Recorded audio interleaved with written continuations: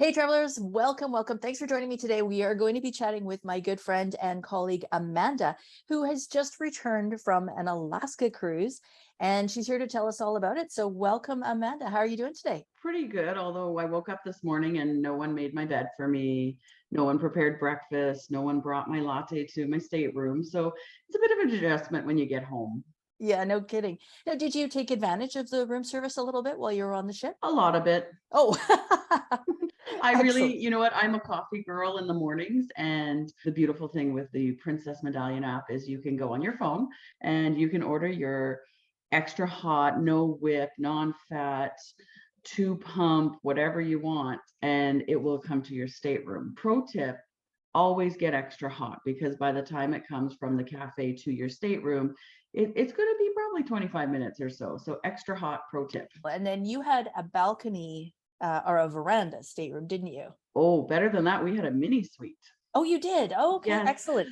The balcony cabins are beautiful. They are basically very similar laid out to the mini suites. However, they're smaller, so there's no sofa. Whereas in the mini suite, it's something I would actually maybe consider taking my family with, because there's these big, thick, heavy curtains that you can pull across and kind of divide it into two rooms. But I must say, the bathrooms, we had a full bathtub. And I'm not a small person. I fit in the bathtub and had a couple of baths just to warm me up some days after we stood outside or got back from, a little bit of a colder temperatures. And then another pro tip is to really check the layout of the cabins, where they're located on the ship, because we actually had an extended veranda. It actually made the difference for taking some really great photos when we were at the glacier and when we were cruising away, because it was a bit angled. Typically, there is more rain in July and August than there is the other months. And there's actually more wildlife viewing, such as bears, etc., in May and June, because they've just come from hibernation, so they're hungrier. Again, no guarantees, but we certainly know that in May you're going to have a better shot of seeing them than you would in September. Did you not find as well? I mean, when I sailed to Alaska, I was in September, just like yourself, and I could not believe. I mean, souvenirs are normally like, you got to buy a magnet for your fridge, you got to buy one for your mom, one for your mother-in-law, but it adds up. But did you not find that everything was on sale, like almost free? It was drastically on sale. That's the other bonus to sailing at the end of the season. When we were in Ketchikan, there was some sales. There wasn't anything super amazing, but Juneau had everything was 50% off. And the same when we were in Sitka, we had many stores. The beautiful Russian dolls were all 50% off and whatnot. And one thing, this may not be of interest to people, but Sitka has quite a bit of Russian history. And for me, when I'm buying a souvenir, I don't want a souvenir that's made in China unless I'm in China. Yeah. And I actually asked, and all of the Russian dolls are made in Russia that are sold in the stores there.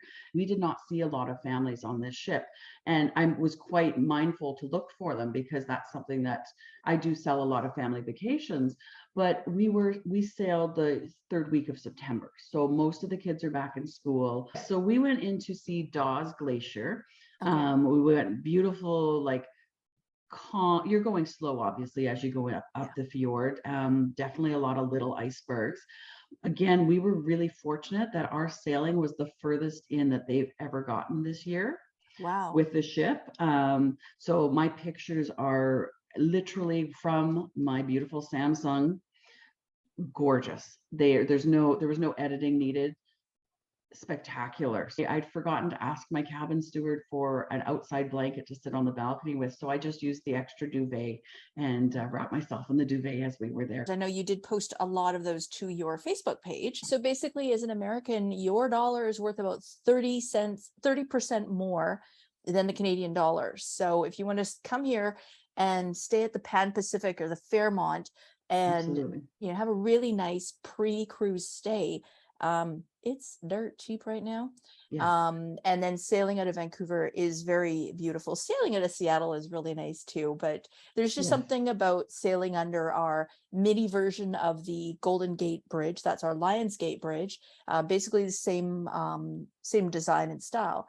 There's something about sailing underneath it that is just amazing. It's truly spectacular too. On the newer ships, like the bigger ships, don't actually fit under the Lions Gate Bridge except at low tide. So a question I've had is, why are we docking in Vancouver at 3 a.m.?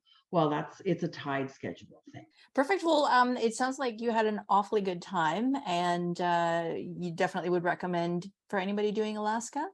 Absolutely. The Discovery Princess is the newest ship in the Princess fleet. The music on board is phenomenal. We could go from a jazz singer in one area, then we would get up and we would go to the next section. It might just be a guy playing acoustic guitar. Then you go to the next section and it's a band doing an ABBA tribute. Tons of fun. And then you can always end up in the disco in the evenings for a little bit of after entertainment. Well, it sounds like it was a really good time. If you are interested in booking an Alaska cruise, I'm going to put Amanda's information in the description down below, so check for that. If you enjoyed this video, please consider giving it a thumbs up, and don't forget to subscribe so you don't miss out on future videos. If you have any questions, jot them down below and we'll be sure to get back to you. So thanks for tuning in. Thanks, Amanda, for joining me, and we'll see you guys on the next one.